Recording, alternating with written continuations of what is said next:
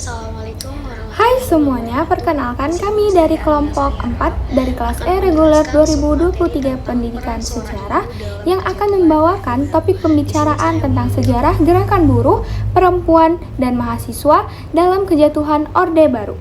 Dengan saya sendiri, Enina Anissa Pranginangin, yang akan membawakan materi tentang gerakan buruh berperan dalam kejatuhan Orde Baru, di mana subbabnya yaitu krisis ekonomi yang terjadi pada 1997 sampai 1998 yang memperkuat peran buruh dalam mendorong runtuhnya Orde Baru. Sebelum adanya krisis ekonomi di tahun 1997, Orde Baru ini memiliki masa pertumbuhan atau memimpin masa pertumbuhan ekonomi yang berlangsung secara terus-menerus sampai 30 tahun lamanya.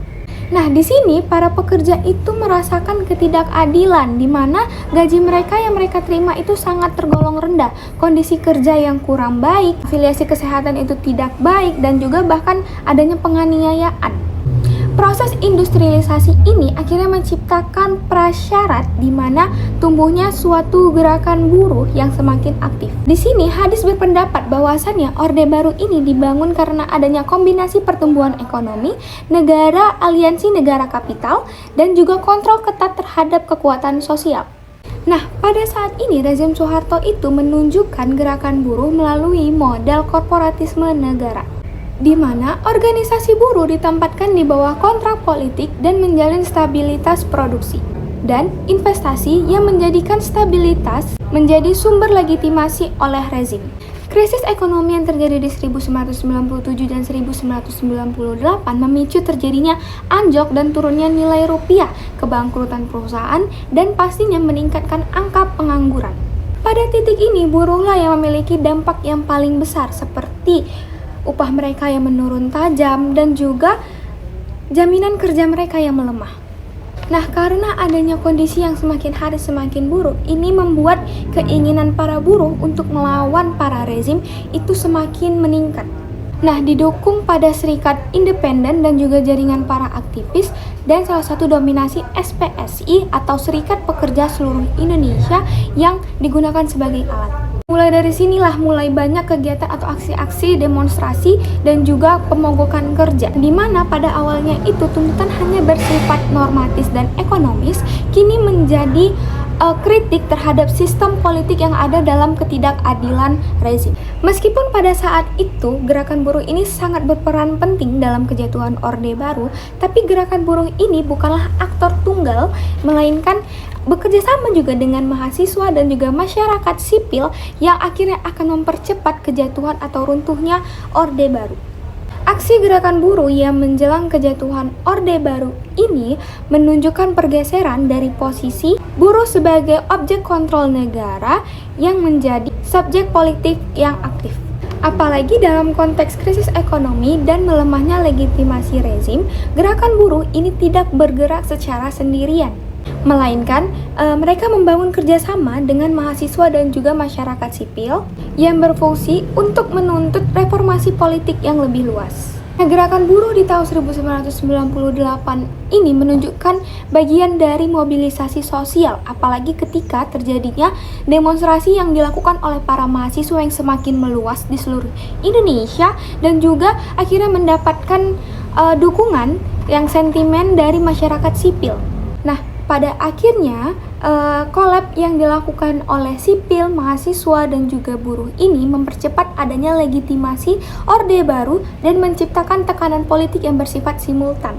Adanya tekanan moral dari mahasiswa, adanya tekanan ekonomi dari para buruh, adanya tekanan politik dari organisasi masyarakat. Hal ini membuat aksi kolektif ini mempermudah atau memperkuat gerakan untuk meruntuhkan Orde Baru.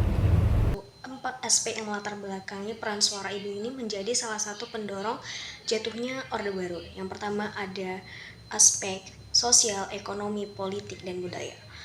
Nah, pada sosial ekonomi, peran tersebut tidak selalu berupa tindakan politik langsung, tetapi melalui gerakan moral yang dilakukan oleh para ibu yang ada berasal dari masyarakat dan kemanusiaan yang ikut memperkuat tekanan masyarakat terhadap pemerintah.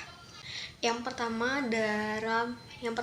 dari aspek ekonominya. Jadi, dari sisi ekonomi ini, peran suara Ibu Peduli berawal dari keprihatinan terhadap dampak krisis moneter yang terjadi pada tahun 1997 sampai 1998. Pada masa itu, nilai rupiah jatuh drastis dan harga kebutuhan pokok meningkat tajam. Bagi masyarakat, terutama keluarga kelas menengah dan bawah, kondisi ini sangat berat karena penghasilan yang didapatkan tidak sebanding dengan kenaikan harga barang yang kian melonjak tingginya. Karena ibu rumah tangga di situ berperan langsung sebagai pengatur kehidupan dalam satu keluarga, maka mereka merasakan secara langsung akibat dari kelonjakan harga bahan pokok tersebut. Suara Ibu Peduli kemudian menyuarakan persoalan ini ke ruang publik atau politik. Tuntutan mereka mengenai turunnya harga sembako dan khususnya susu bukan hanya persoalan ekonomi saja, tetapi juga menyadarkan masyarakat bahwa krisis yang terjadi telah mengancam kehidupan keluarga dan masa depan anak-anak. Aksi yang mereka lakukan ini membantu membuka kesadaran ruang publik bahwa kebijakan ekonomi pemerintah pada saat itu tidak berpihak pada rakyat. Kritik seperti itu tadi memperkuat ketidakpercayaan masyarakat yang lebih luas terhadap pemerintahan terutama setelah kebijakan yang dilakukan oleh pemerintah, yaitu pengetatan ekonomi yang berkaitan dengan bantuan yang diberikan oleh negara luar, yaitu International Monetary Fund atau IMF. Nah, International Monetary Fund atau IMF ini justru memperburuk kondisi masyarakat dalam jangka pendek maupun jangka panjangnya. Dengan demikian, ternyata peran suara ibu ini memiliki peran yang sangat penting dalam ekonomi setelah mereka menyuarakan penderitaan rakyat secara nyata dan memperlihatkan bahwa krisis yang terjadi itu telah menyentuh kehidupan sehari-hari masyarakat. Ada aspek sosial, teman-teman. Dalam aspek sosial ini, peran suara Ibu Peduli terlihat dari kepedulian mereka terhadap dampak krisis yang melanda masyarakat dan kekerasan yang terjadi di masyarakat ketika situasi genting yang terjadi pada saat itu. Terutama setelah terjadinya tragedi Trisakti. Masyarakat mengalami ketegangan dan ketakutan serta ketidakpastian. Puncaknya itu terjadi pada kerusuhan Mei 1998, salah satunya adalah tragedi Trisakti yang menyebabkan banyaknya mahasiswa diculik bahkan terbunuh pada peristiwa tersebut. 1998 ini menimbulkan banyak korban jiwa, kerusakan di mana-mana, serta kekerasan terhadap perempuan dan anak. Dalam situasi ini juga, suara Ibu Peduli tadi tidak hanya melakukan demonstrasi saja yang berembel-embelkan tentang kenaikan ekonomi, tetapi juga menyuarakan perlindungan terhadap perempuan dan anak-anak serta mendorong perhatian pemerintah terhadap korban-korban, terutama pada mahasiswa. Peran sosial mereka terlihat dari upaya advokasi yang dilakukan, solidaritas masyarakat, terutama para ibu, dan dorongan agar pemerintah bertanggung jawab terhadap korban akibat kerusuhan tadi. Tindakan ini, teman-teman, ternyata membantu memperkuat kesadaran masyarakat secara luas lagi tentang pentingnya hak-hak kemanusiaan, hak asasi manusia. Ada aspek budaya.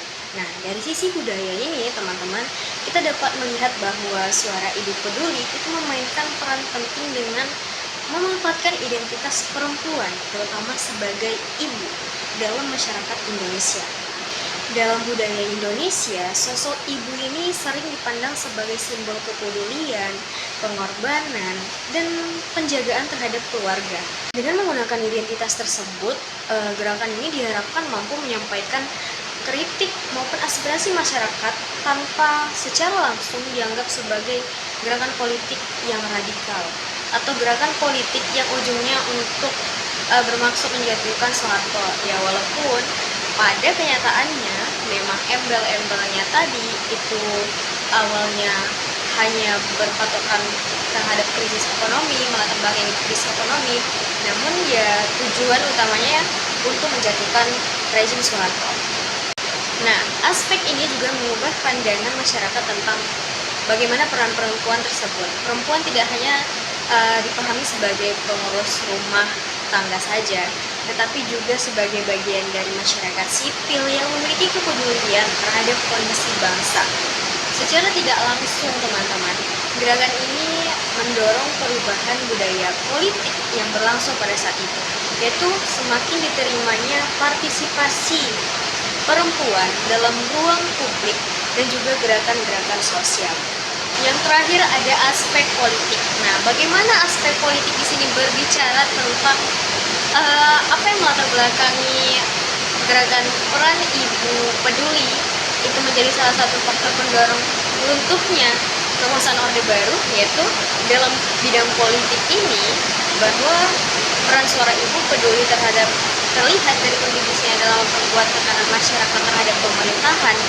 Aksi-aksi mereka menunjukkan bahwa ketidakpuasan terhadap pemerintah itu tidak hanya datang melalui mahasiswa saja atau melalui elit-elit politik saja, tetapi juga bisa dari masyarakat biasa, termasuk para ibu dalam rumah tangga. Hal ini memperlihatkan bahwa krisis terhadap pemerintahan itu sudah mulai meluas ke berbagai lapisan masyarakat. Ketika yang sebelumnya yang melakukan demonstrasi itu hanya mahasiswa, hanya dari kalangan mahasiswa saja, dan akhirnya menduduki gedung MPR, DPR, dukungan dari berbagai kelompok masyarakat juga seperti masyarakat sipil, termasuk gerakan perempuan tadi, gerakan suara Ibu Peduli itu memperkuat legitimasi tuntutan reformasi pada masa itu.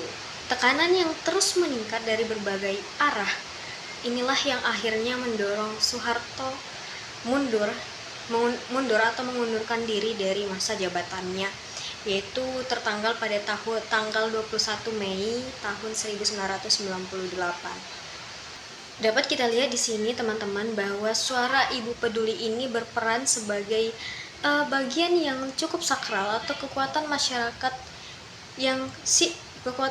sipil yang ikut menciptakan tekanan moral dan sosial terhadap pemerintah. Jadi dapat saya simpulkan, teman-teman, bahwa latar belakang adanya gerakan peran suara Ibu Peduli ini itu dilatar belakangi oleh beberapa aspek yang kemungkinan cukup kompleks. Bukan cukup kompleks lagi, memang sangat kompleks, baik dari ekonomi, sosial, budaya, politiknya. Itu mendorong gerakan-gerakan perempuan, aktivis perempuan, terutama gerakan Ibu Peduli ini menjadi salah satu penyokong utama jatuhnya kekuasaan Orde Baru, yaitu kekuasaan Soeharto pada masa itu. Saya Octavia Sitorus. Selanjutnya saya akan membahas tentang pengaruh gerakan suara Ibu Peduli terhadap kesadaran masyarakat dan dinamika reformasi.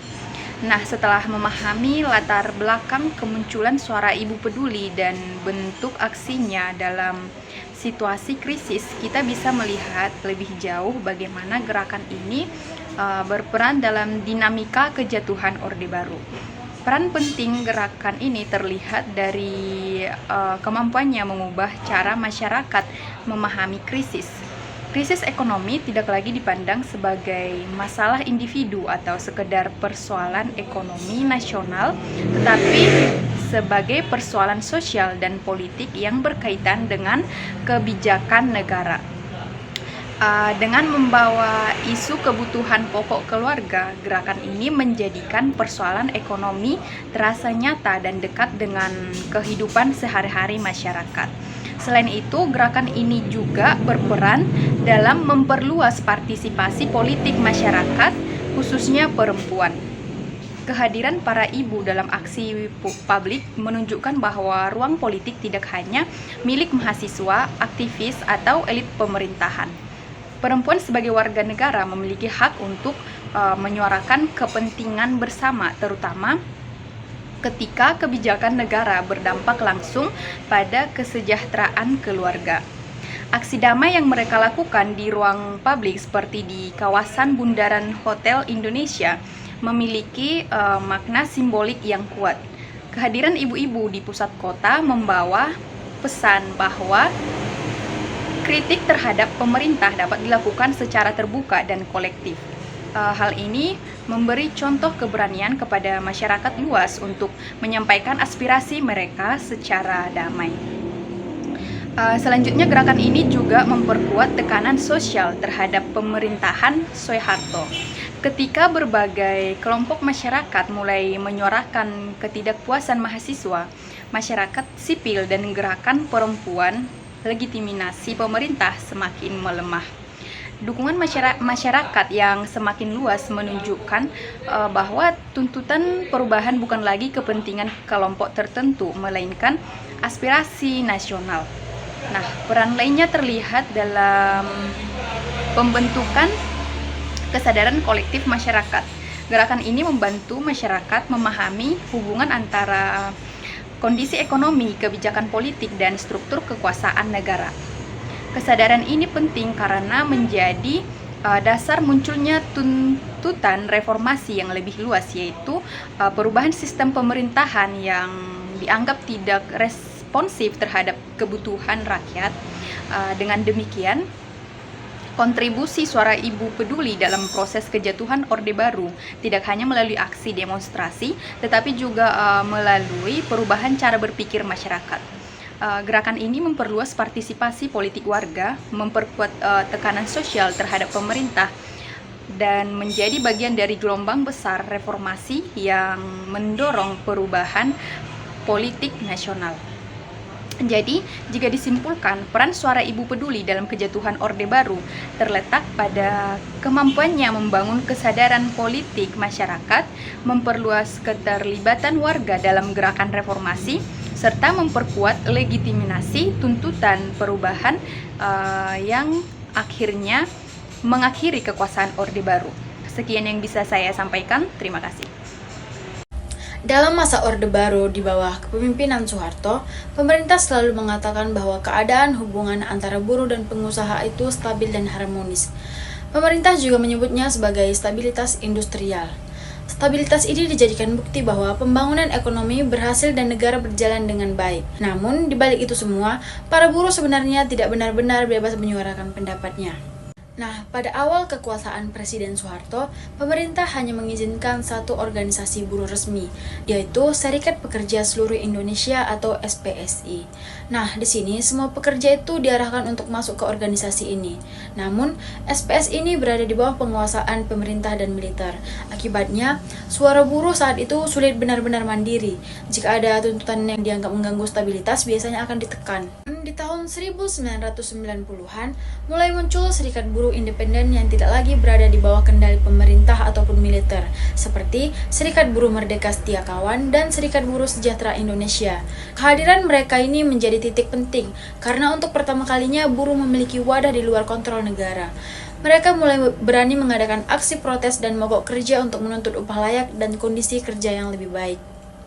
Nah, adapun salah satu peristiwa yang sangat mengguncang adalah kasus Marsinah pada tahun 1993.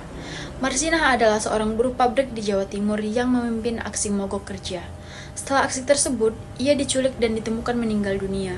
Kasus ini membuat banyak orang sadar bahwa masalah buruh ini bukan hanya sekedar soal gaji, tetapi juga soal kekerasan dan campur tangan aparat negara. Peristiwa ini menjadi simbol bahwa penindasan terhadap buruh itu terjadi secara sistematis. Nah, sejak saat itu, kesadaran buruh mulai berubah.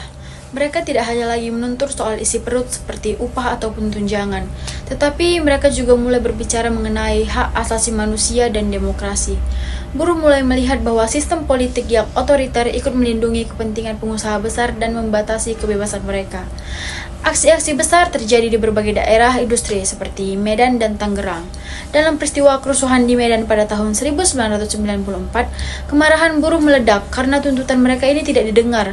Nah, kejadian inilah yang menunjukkan bahwa stabilitas yang dibanggakan pemerintah sebenarnya rapuh. Selain di dalam negeri, tekanan terhadap pemerintah juga datang dari luar negeri. Isu pelanggaran hak buruh dibawa ke tingkat internasional dan bisa mengancam fasilitas perdagangan seperti GSP, yang penting untuk ekspor Indonesia. Nah, hal inilah yang membuat citra pemerintah semakin buruk di mata dunia. Nah, situasi itu semakin parah ketika terjadi krisis ekonomi pada tahun 1997. Banyak buruh terkena PHK massal dan kehilangan pekerjaan. Sementara itu, pemerintah mengeluarkan kebijakan seperti bantuan likuiditas Bank Indonesia atau BLBI untuk menyelamatkan bank dan pengusaha besar. Nah, disinilah banyak buruh yang merasa tidak diperhatikan dan merasa kecewa. Nah, akibat kejadian itu semua, akhirnya buruh mulai turun ke jalanan bersama mahasiswa dan beberapa kelompok yang pro-demokrasi. Tuntutan mereka bukan hanya lagi soal upah, tetapi perubahan sistem politik. Pengalaman panjang menghadapi tekanan dan ketidakadilan membuat mereka semakin berani. Singkatnya, di masa Orde Baru, gerakan buruh berubah dari kelompok yang dikendalikan menjadi kekuatan yang ikut mendorong perubahan besar. Tekanan dan represi yang dilakukan pemerintah justru membuat buruh semakin sadar dan bersatu. Pada akhirnya, gerakan buruh menjadi salah satu faktor penting yang ikut mempercepat runtuhnya kekuasaan Soeharto dan berakhirnya era Orde Baru. Oke, baik, perkenalkan nama saya Yuyo Rimani.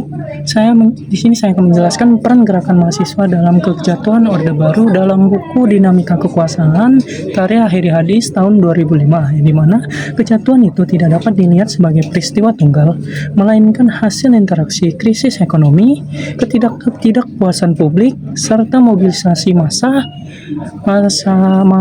mahasiswa yang strategis, yang dimana Hadis menjelaskan bahwa krisis ekonomi tahun 1997 sampai 1998 yang menghancurkan daya beli rakyat dan memperparah ketidakpercayaan publik terhadap elit kekuasaan, sehingga menciptakan momentum bagi gerakan mahasiswa untuk tampil sebagai kekuasaan politik yang penting di era nasional. Demonstrasi mahasiswa kemudian menjadi bagian dari tekanan yang melemahkan legitimasi rezim Orde Baru yang sangat terguncang secara ekonomi dan politik. Hadis juga menjelaskan bahwa status krisis ekonomi membuka peluang bagi gerakan-gerakan sosial untuk mengekspor kelemahan rezim dan menggalang dukungan publik mahasiswa sebagai kelompok yang relatif terorganisir dan memiliki jaringan, memainkan peran penting dalam menjadikan isu krisis ekonomi sebagai tuntutan politik yang kuat. Hadis juga memandang mahasiswa sebagai kelompok penekan yang secara sistematis melakukan kritik terhadap kebijakan pemerintah Orde Baru, terutama terkait KKN, keterbatasan hak politik, dan represipasi negara.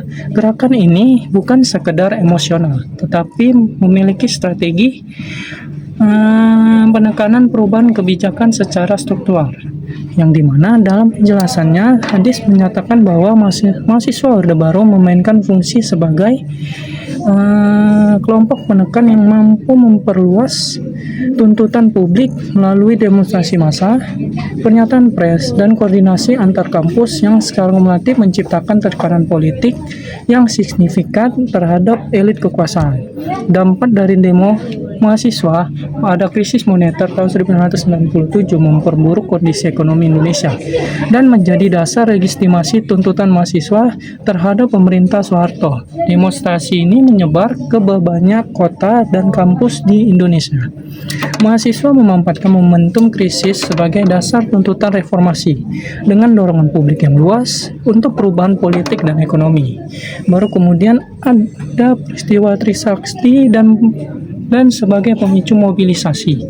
Tragedi penembakan 4 mahasiswa Universitas Trisakti pada 12 Mei 1998 menjadi titik balik gerakan mahasiswa karena memicu gelombang demonstrasi yang semakin besar dan meluas sampai menuntut pengunduran diri Soeharto.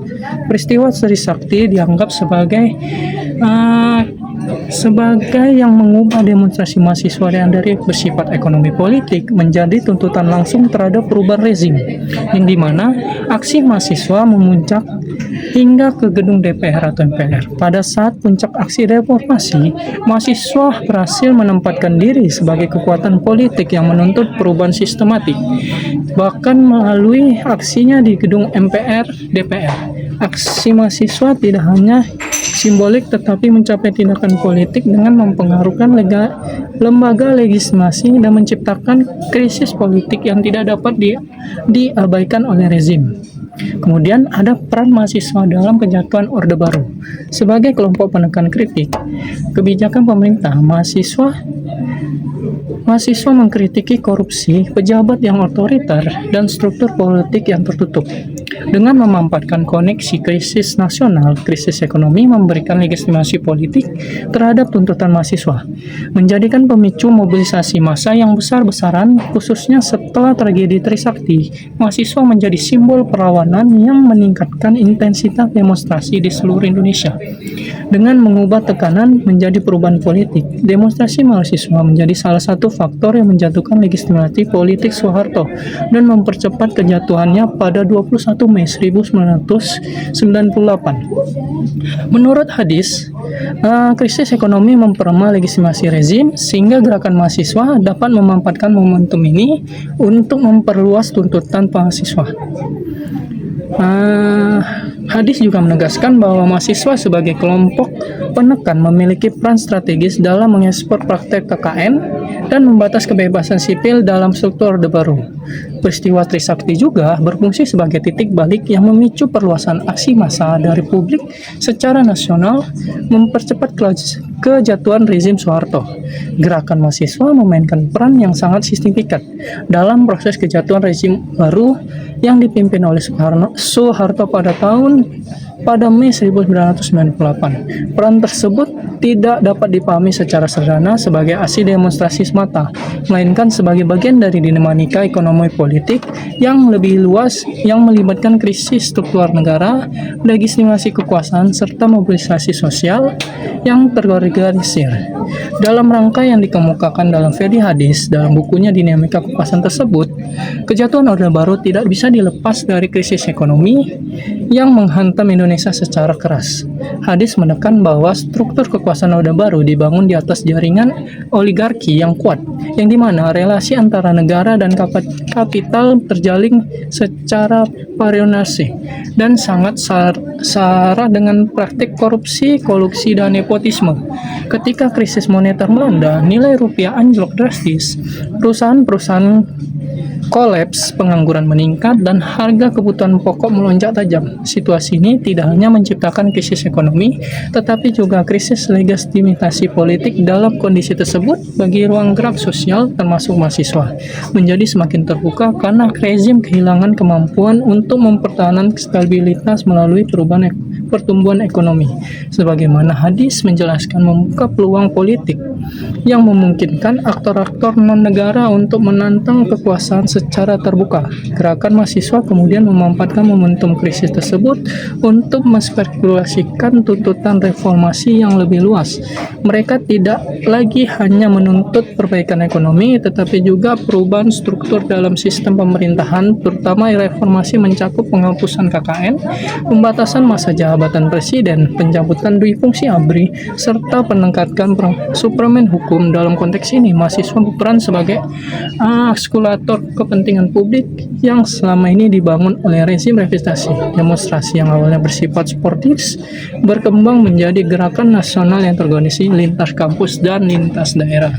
Demikianlah materi saya, akan dilanjutkan oleh teman saya. Oke, baik.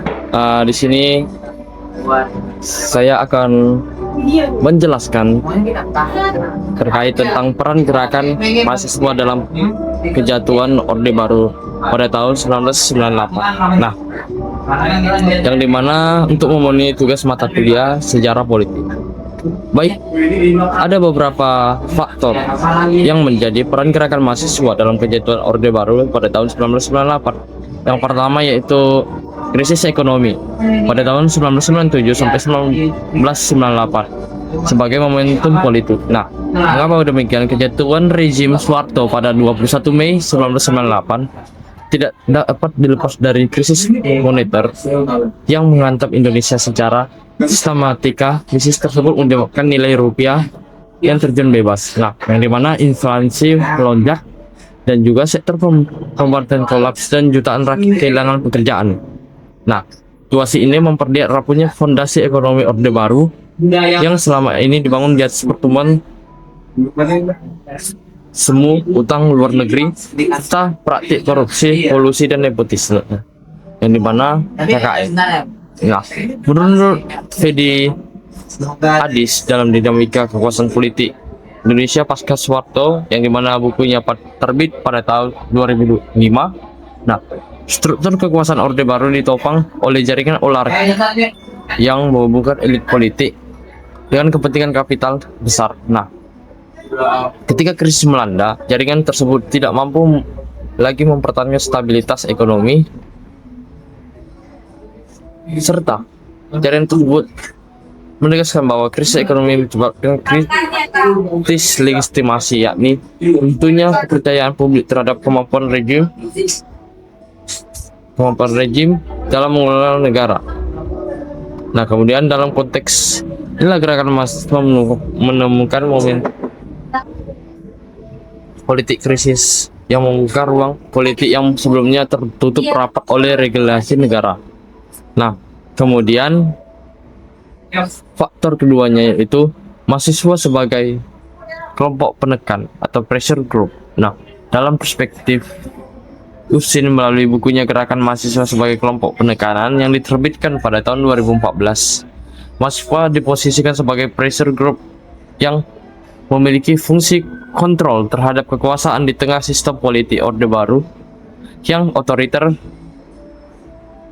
dan mengatasi posisi formal. Mahasiswa menjadi salah satu kekuatan moral yang relatif independen. Nah, kemudian Usin juga menjelaskan bahwa mahasiswa tidak sekedar melakukan aksi spontan, melainkan membangun strategis mobilisasi sikap kolektif. Mereka menyusun agenda yang sistematis pengawasan KKN. Kemudian sebagai kelompok penekanan mahasiswa memiliki 3 fungsi utama, yang dimana pertama yaitu artikulasi kepentingan publik, menyuarakan penderitaan rakyat akibat krisis. Yang kedua, mobilisasi massa pergerakan demonstrasi nasional yang terkoordinasi. Yang ketiga, tekanan politik simbolik dan nyata mendukung ruang-ruang kekuasaan seperti DPR atau MPR. Nah, kemudian kekuatan mahasiswa terletak pada legitimasi moral. Mereka dipandang sebagai representasi kepentingan rakyat yang tidak memiliki kepentingan kekuasaan langsung. Nah, dalam faktor ketiga yaitu eskalasi gerakan dan tragedi Trisakti sebagai titik balik. Nah, yang dimana eskalasi gerakan mahasiswa mencapai titik kritis pada Mei 1998. Demonstrasi yang sebelumnya berlangsung damai berubah menjadi gelombang protes nasional setelah penembakan 4 mahasiswa Universitas Trisakti pada 12 Mei 1998. Peristiwa ini menjadi katalisator yang memperluas solidaritas publik. Aksi mahasiswa tidak lagi sekedar menuntut reformasi kebijakan, tetapi secara eksplisit menuntut pengunduran. Demonstrasi meluas pendukung gedung DPR. Nah, dalam yang ketiga, delegitimasi rejim dan perpecahan elit. Nah, yang dimana kejatuhan Orde Baru bukan hanya hasil tekanan jalan, tetapi juga akibat perpecahan di kalangan elit ketika tekanan mahasiswa meningkat dan situasi keamanan memburuk. Sebagian elit politik dan militer mulai menarik dukungan dari Soeharto. Dalam konteks ini, gerakan mahasiswa sebagai faktor akselerator yang mempercepat proses legitimasi. Nah, kemudian demonstrasi mahasiswa menciptakan krisis politik yang tidak bisa lagi diselesaikan melalui mekanisme ketika mahasiswa berhasil mendukung DPR atau MPR. Simbol kekuasaan negara berubah menjadi simbol perlawanan rakyat. Tekanan politik krisis serta kemelebahannya dukungan elit akhirnya mendorong Soeharto mundur dari pada 12 Mei 1998. Nah, yang dimana yang terakhir yaitu reformasi sebagai transformasi politik, yang dimana dalam penjelasan ini tidak hanya singkat, yaitu kejatuhan Orde Baru memandai lahirnya era reformasi, perubahan konstitusi, kebebasan pers, multipartai, pemilu yang lebih demokratis, serta pembatasan masa jabatan presiden merupakan hasil dari tekanan kolektif. Nah, baik, sekian dari penjelasan saya. Mohon maaf jika ada salah kata. Terima kasih.